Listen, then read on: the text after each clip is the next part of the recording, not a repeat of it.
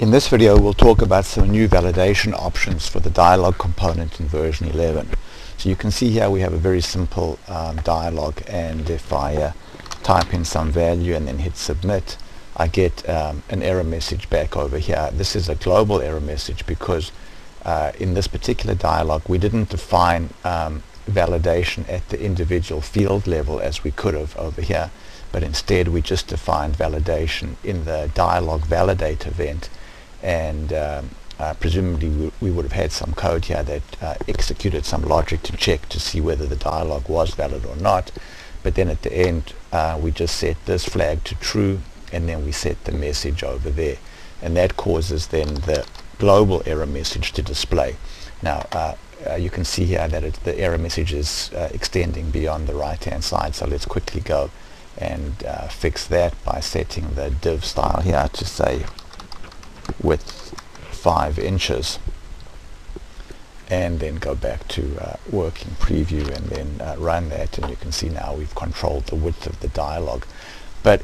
what I'm going to show now is how you can, instead of having a global message, how you can actually put messages next to each particular field where the error occurred. So go back to design mode, and now let's go back to our server-side event, and you can see here that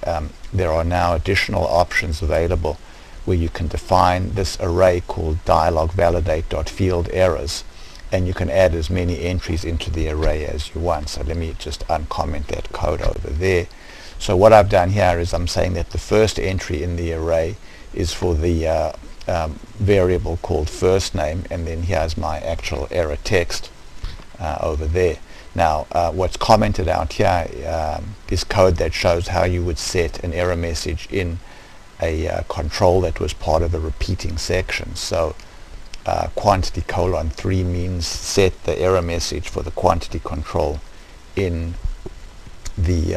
third instance. So now I'm going to go back and run this,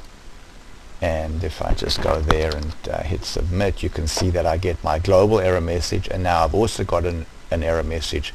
for the field itself. So now that I'm displaying errors at the field level, I might want to actually turn off the global message, and I can do that by typing in